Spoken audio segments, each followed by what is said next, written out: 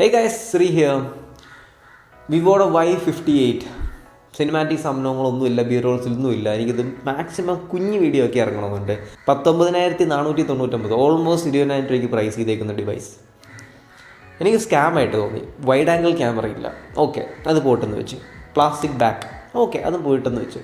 Plastic rights, okay അതും പോട്ടെന്ന് വെച്ച്.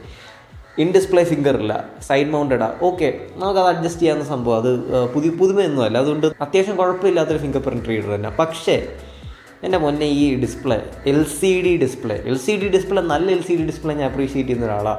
iPhone XR ഒക്കെ ഉപയോഗിച്ച് ആ എൽ സി ഡി ഡിസ്പ്ലേ ഒക്കെ ഉപയോഗിച്ചിട്ടത് എങ്ങോട്ട് വന്നത്. ക്വാളിറ്റി കുറഞ്ഞ L C D display 120 Hz ഒക്കെ തന്നെയാണ്, പക്ഷേ ഒട്ടും കളർ ആക്യുറസി ഇല്ല. എന്താ പറയുക, നമുക്ക് എടുത്ത് ഉപയോഗിക്കുമ്പോൾ തന്നെ അറിയാം ഒരു കാട്ടു ചാത്തും Chinese L C D display അവർ ഉപയോഗിച്ചേക്കുന്നത്. മറ്റേ ഈ ചാത്ത് ഫോണിലൊക്കെ മേടിക്കണം. സ്നാപ്ഡ്രാഗൻ്റെ 4th Gen 2, എന്നിട്ട് അവരുടെ കാറ്റലോഗ് അവർ ഇട്ടേക്കുന്നത് ഗെയിമിംഗ് മോൺസ്റ്റർ എന്നൊക്കെ അവരുടെ വെബ്സൈറ്റിൽ ഇട്ടേക്കുന്നത് 8 hours ഓഫ് PUBG ഒക്കെ കളിക്കാൻ പറ്റും. കിട്ടിലൊരു സംഭവമുള്ള battery life, 6000 mAh battery life ഉണ്ട്. പക്ഷേ ഹീറ്റിങ്ങും അതുപോലുണ്ട്. സ്നാപ്ഡ്രാഗൺ 4th Gen 2 എന്ന് പറയുമ്പോൾ അത്യാവശ്യം ഹീറ്റ് ആവുന്ന ഒരു ചിപ്പ്. അത് പുഷ് ചെയ്യാൻ വേണ്ടി ഉണ്ടാക്കിയ ചിപ്സെറ്റ് അല്ല, പക്ഷെ പുഷ് ചെയ്യുമ്പോൾ അത്യാവശ്യം നല്ലോണം ഹീറ്റ് ആവുന്ന ഒരു ചിപ്പാണ്. എനിക്കതാ പറയുള്ളൂ, 19,000 രൂപ 20,000 രൂപയ്ക്ക് ഉണ്ട് നിങ്ങൾ ഇത് എടുക്കില്ല, ഒട്ടും കൊള്ളത്തില്ല.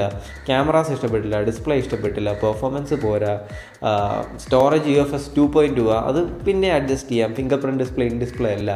ഏറ്റവും എനിക്ക് അനുഭവം ചെയ്തത്, ഞാൻ വീഡിയോസ് ഫോട്ടോസൊക്കെ എടുക്കുമ്പം ഫോട്ടോസൊക്കെ എടുത്ത് എന്നെ പ്രോസസ്സ് ചെയ്തൊരു പെങ്കൊച്ചിൻ്റെ ആക്കി വെച്ച് ചെയ്യുമൊന്നും ചെയ്യാത്തതുകൊണ്ട് അത് എനിക്ക് അങ്ങനെ പിടിച്ചില്ല. രണ്ടാമത്തെ സംഭവം എന്ന് പറഞ്ഞാൽ വീഡിയോസിൽ അമ്മമാർ 1080p കൊടുത്തിട്ടുള്ള 4K ഇല്ല 20,000 രൂപയ്ക്ക്, ഓക്കെ അത് പോട്ടെന്ന് വെക്കാം, നമ്മൾ മറന്നു.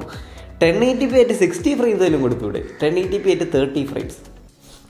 എന്താ ചെയ്യാൻ, ഇനി ഒരുപാടൊന്നും പറയില്ല. സെൽഫി ക്യാമറയും വലിയ ശോകം സ്കീം തന്നെയാണ്. പിന്നെ ക്യാമറയെക്കുറിച്ച് വേറെ കാര്യം പറയുമ്പോൾ OIS എന്ന് പറഞ്ഞ സാധനം ഇല്ല 20,000 രൂപയ്ക്ക്. ആകെ എനിക്ക് ഈ ഫോണിനകത്ത് കൊള്ളാമല്ലേ കുഴപ്പമില്ല എന്ന് പറയാൻ പറ്റുന്ന കാര്യങ്ങൾ, ബാറ്ററി ലൈഫ് 6000 mAh ഉണ്ട്, ദാറ്റ് ഈസ് വെരി ഗുഡ്, അത്യാവശ്യം നല്ല battery life. 44 watt fast charging സപ്പോർട്ടാണ്, അത് അത്യാവശ്യം കുഴപ്പമില്ല. നല്ല സ്പീക്കേഴ്സ്, സ്റ്റീരിയോ സ്പീക്കേഴ്സ് നല്ലതാണ്, പക്ഷേ ആ ഡിസ്പ്ലേ എക്സ്പീരിയൻസ് അത് റൂയിൻ ചെയ്യുന്നുണ്ട്. ഹാപ്റ്റിക്സ് ആൻഡ് വൈബ്രേഷൻ മോട്ടർ അത് നിങ്ങൾ വിട്ടേരെ, ആ പ്രൈസ് നിങ്ങൾ നോക്കുക വേണ്ടേ ഈ പ്രൈസിന്. വേറെ എനിക്ക് അങ്ങനെ ഇഷ്ടപ്പെട്ടെന്ന് പറയുന്നൊന്നുമില്ല. പിന്നെ ഈ ഫോൺ കാണാൻ അത്യാവശ്യം വൃത്തിയേടൊന്നും ഇല്ലാത്തൊരു ഫോണാണ്, നല്ല ചേലുള്ളൊരു ഫോണാണ്. ഇതിൻ്റെ വേറൊരു കളേഴ്സൊക്കെ ഉണ്ട്, പക്ഷേ അത് റൈറ്റ് നൗ എനിക്കാ പറഞ്ഞത് way better value for money phones നിങ്ങൾക്ക് കിട്ടും.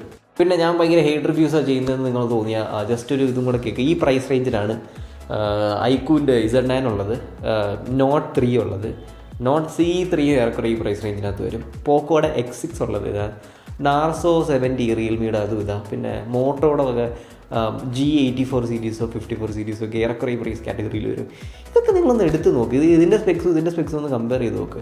ഞാൻ സ്പെക്സ് പ്യുവർലി അത് നോക്കി ജഡ്ജ് ചെയ്യുന്ന ഒരാളല്ല, പക്ഷേ എൻ്റെ ഈ ഫോണിൽ നിന്നുള്ള എക്സ്പീരിയൻസ് കുറച്ച് ദിവസങ്ങളെ ഉപയോഗിച്ചിട്ടുള്ളൂ, പക്ഷേ എന്നാലും ഭയങ്കര ഊള ഫോണാണ് കേട്ടോ.